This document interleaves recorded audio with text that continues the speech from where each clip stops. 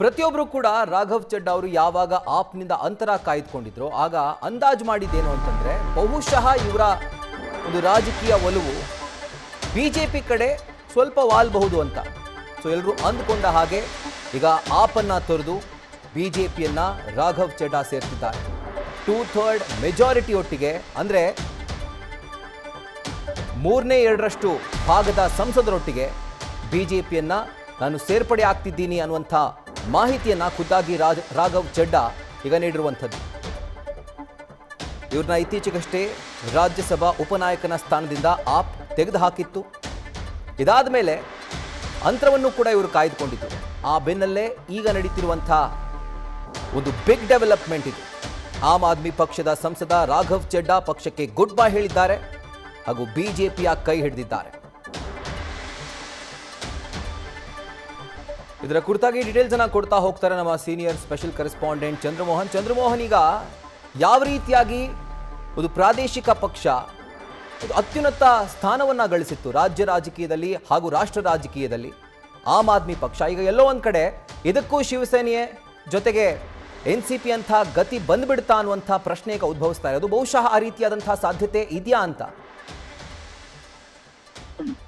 ರಾಹುಲ್, ಮುಖ್ಯವಾಗಿ ಆಮ್ ಆದ್ಮಿ ಪಾರ್ಟಿನಲ್ಲಿ ಅರವಿಂದ್ ಕೇಜ್ರಿವಾಲ್ ಅವರ ಧೋರಣೆ ಮತ್ತು ವರ್ತನೆಯನ್ನ ವಿರೋಧಿಸಿ ಸಾಕಷ್ಟು ಮಂದಿ ನಾಯಕರುಗಳು ಪಕ್ಷವನ್ನ ತೊರೆದಿದ್ರು. ಈಗ ಅದೇ ಸಾಲಿಗೆ ರಾಘವ್ ಚಡ್ಡಾ ಕೂಡ ಸೇರ್ಪಡೆಯಾಗಿದ್ದಾರೆ. ಆದ್ರೆ ರಾಘವ್ ಚಡ್ಡಾ ಈ ತೀರ್ಮಾನಕ್ಕೆ ಆಮ್ ಆದ್ಮಿ ಪಾರ್ಟಿ ತೆಗೆದುಕೊಂಡಂತ ತೀರ್ಮಾನ ಕೂಡ ಕಾರಣ.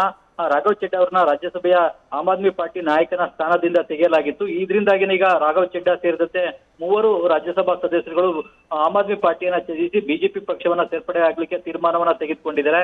ಮುಖ್ಯವಾಗಿ ಆಮ್ ಆದ್ಮಿ ಪಾರ್ಟಿನಲ್ಲಿ ಅರವಿಂದ್ ಕೇಜ್ರಿವಾಲ್ ಅವರನ್ನ ದೆಹಲಿ ಅಬ್ಕಾರಿ ಹಗರಣದಲ್ಲಿ ಬಂಧಿಸಲಾಗಿತ್ತು.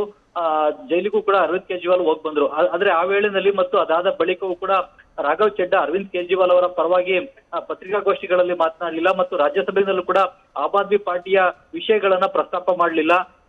ಇದರ ಬದಲು ಬೇರೆ ಬೇರೆ ವಿಷಯಗಳನ್ನ ರಾಜ್ಯಸಭೆಯಲ್ಲಿ ಪ್ರಸ್ತಾಪವನ್ನ ಮಾಡಿದ್ರು. ಜೊತೆಗೆ ಅರವಿಂದ್ ಕೇಜ್ರಿವಾಲ್ ಅವರ ಜೊತೆಗೂ ಕೂಡ ಅಂತರವನ್ನ ಕಾಪಾಡಿಕೊಳ್ತಾ ಇದ್ರು.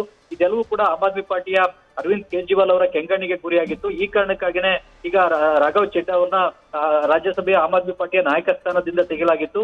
ಈಗ ಸಂಸತ್ನ ಅಧಿವೇಶನ ಮುಗಿದ ಬಳಿಕ ರಾಘವ್ ಚಡ್ಡಾ ಈಗ 3/2 ಬಹುಮತದ ಸದಸ್ಯರೊಂದಿಗೆ ರಾಜ್ಯಸಭೆಯಲ್ಲಿರ್ತಕ್ಕಂತಹ ಆಮ್ ಆದ್ಮಿ ಪಾರ್ಟಿಯ ಸದಸ್ಯರುಗಳೊಂದಿಗೆ ನಾವು ಆಮ್ ಆದ್ಮಿ ಪಾರ್ಟಿಯನ್ನ ತ್ಯಜಿಸಿ ಬಿಜೆಪಿ ಪಕ್ಷವನ್ನ ಸೇರ್ತೀವಿ ಅಂತ ಹೇಳ್ತಾ ಇದ್ದಾರೆ. ಇದರಿಂದಾಗಿ ಪಕ್ಷಾಂತರ ಕಾಯ್ದೆ ಕೂಡ ರಾಜ್ಯಸಭೆಯಲ್ಲಿ ಉಲ್ಲಂಘನೆ ಆದಂತಾಗೋದಿಲ್ಲ. ಯಾಕಂತಂದ್ರೆ ಯಾವುದೇ ಒಂದು ಪಕ್ಷಗಳ ಸದಸ್ಯರುಗಳು ಯಾವುದೇ ಒಂದು ವಿಧಾನಸಭೆ ಆಗ್ಬೋದು, ಲೋಕಸಭೆ ಆಗ್ಬೋದು, ರಾಜ್ಯಸಭೆ ಆಗ್ಬೋದು 3/2 ಸದಸ್ಯರುಗಳು ಒಂದು ಪಕ್ಷವನ್ನ ಬಿಟ್ಟು ಇನ್ನೊಂದು ಪಕ್ಷವನ್ನ ಸೇರಿದಂತ ಸಂದರ್ಭದಲ್ಲಿ ಪಕ್ಷಾಂತರ ನಿಷೇಧ ಕಾಯ್ದೆ ಉಲ್ಲಂಘನೆ ಆಗಲ್ಲ ಮತ್ತು ಅವರ ರಾಜ್ಯಸಭಾ ಸದಸ್ಯ ಸ್ಥಾನದಿಂದ ಅನರ್ಹ ಮಾಡುವಂತೆ ದೂರನ್ನು ಕೂಡ ರಾಜ್ಯಸಭಾ ಸಭಾಪತಿಗಳಿಗೆ ಕೊಡ್ಲಿಕ್ಕಾಗಲ್ಲ. ಒಂದು ವೇಳೆ ದೂರನ್ನು ಕೊಟ್ಟರು ಕೂಡ ಆ ದೂರನ್ನ ರಾಜ್ಯಸಭಾ ಸಭಾಪತಿಗಳು ತಿರಸ್ಕರಿಸಬಹುದು.